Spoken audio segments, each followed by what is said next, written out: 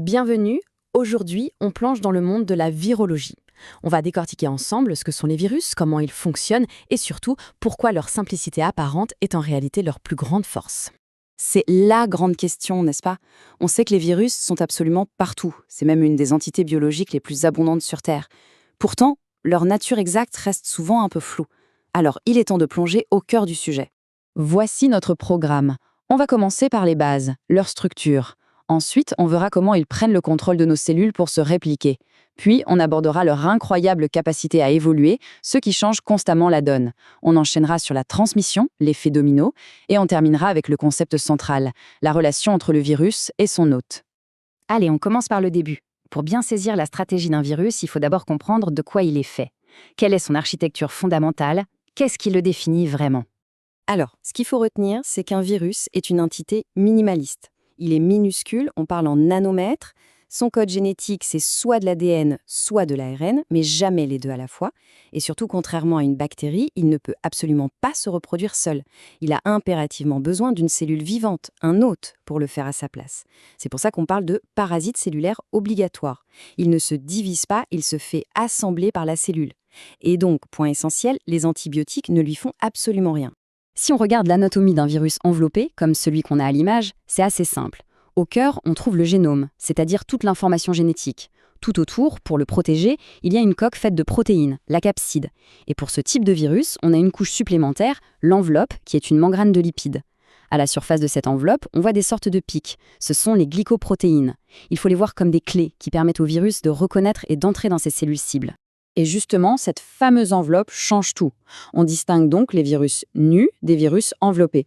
Les virus nus n'ont que leur capside de protéines. Ça les rend très robustes. Ils peuvent survivre longtemps dans l'environnement, sur des surfaces par exemple, ce qui facilite leur transmission. À l'inverse, les virus enveloppés sont beaucoup plus fragiles. Leur enveloppe lipidique se dégrade facilement à l'air libre, ce qui veut dire qu'ils ont besoin d'un contact plus direct, plus intime, pour pouvoir infecter un nouvel hôte. Bon, maintenant qu'on a vu la structure, passons à l'action. Une fois qu'il est dans un organisme, comment un virus accomplit-il sa seule et unique mission, faire plus de copies de lui-même? C'est une véritable prise de contrôle. Le cycle viral est un processus en 5 étapes d'une efficacité redoutable. Tout commence par l'attachement. Le virus trouve la bonne porte d'entrée sur sa cellule cible. Une fois à l'intérieur, il se déshabille, c'est la décapsidation, pour libérer son code génétique. Et là, la cellule est détournée. Elle arrête ses propres activités pour se mettre à produire en masse des génomes et des protéines virales. Ensuite, tous ces nouveaux éléments sont assemblés pour former de nouvelles particules. Et enfin, c'est la libération. Les nouveaux virus sortent, souvent en détruisant la cellule au passage, et sont prêts à recommencer le cycle. Ce schéma illustre très bien le processus. On voit comment la cellule est transformée en véritable usine à virus. Les composants sont fabriqués, assemblés, et regardez la dernière étape pour ce virus enveloppé, le bourgeonnement. En sortant, le virus s'enroule dans un bout de la membrane de la cellule pour former sa propre enveloppe. C'est malin. Un point absolument crucial, c'est qu'un virus n'est pas une entité figée. Son code génétique est en perpétuelle évolution.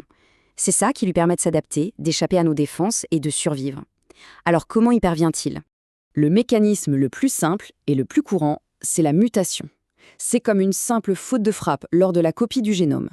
Les virus à ARN en particulier sont des champions de la mutation, car l'enzyme qui copie leur code génétique n'a pas de correcteur orthographique. Elle fait des erreurs, et ces erreurs restent. C'est une source constante de variation. On monte d'un cran avec la recombinaison. Imaginez que 2 virus cousins infectent la même cellule.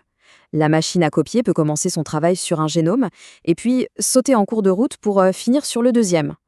Le résultat, c'est un virus hybride, un mélange des deux parents, qui peut avoir des propriétés totalement inédites. Et enfin, il y a le réassortissement. Ça, c'est la spécialité des virus qui ont un génome fragmenté en plusieurs morceaux, comme le virus de la grippe. Si 2 souches de grippe différentes infectent la même cellule, au moment d'assembler les nouveaux virus, les segments peuvent être mélangés au hasard. C'est comme si on brassait 2 jeux de cartes pour en créer un nouveau. Ça peut provoquer des changements génétiques soudains et très importants. Visuellement, la différence est frappante. D'un côté, on a de petits ajustements, de petites modifications. De l'autre, on crée des génomes complètement nouveaux en mélangeant les cartes. C'est ce qui permet au virus de faire des sauts évolutifs bien plus rapides. Cette citation résume parfaitement le principe de la sélection naturelle appliquée au virus. La plupart des changements ne servent à rien ou sont même néfastes. Mais si une mutation donne un avantage au virus, par exemple une meilleure transmission, alors cette nouvelle version va se propager plus efficacement que les autres et finira par dominer. Donc un virus peut se répliquer et évoluer. Mais sans transmission, l'infection s'arrête net. Il faut bien qu'il puisse voyager d'un hôte à l'autre. Voyons comment il s'y prend. Les stratégies sont très variées. Il y a la voie respiratoire, bien sûr, par les gouttelettes, la voie féco-orale pour les virus plus résistants, la transmission sexuelle par contact direct, la voie iatrogène via du matériel médical, la transmission de la mère à l'enfant, et puis il y a le passage de l'animal à l'humain qu'on appelle la zoonose. Et enfin la transmission par des vecteurs, comme les moustiques ou les tiques qui servent de transporteurs. On arrive à la fin. Pour conclure, résumons cette relation fondamentale qui est au cœur de tout, la dynamique entre le virus et l'organisme qui l'infecte. Finalement, tout se résume à ça. Un virus, c'est l'exemple ultime du minimalisme biologique. Pas de métabolisme propre, pas de machinerie compliquée. C'est juste de l'information, un code, emballé pour être livré, déballé et copié par la cellule hôte. C'est une stratégie de survie et de propagation réduite à sa plus simple, mais plus efficace expression. Et c'est là que réside tout le défi. Cette simplicité confère au virus une capacité d'adaptation exceptionnelle. Pendant que les hôtes développent des défenses, le code viral continue d'évoluer. C'est une course-poursuite évolutive qui est l'une des dynamiques les plus fondamentales du monde vivant. Et elle nous laisse avec cette question, qui reste plus que jamais d'actualité.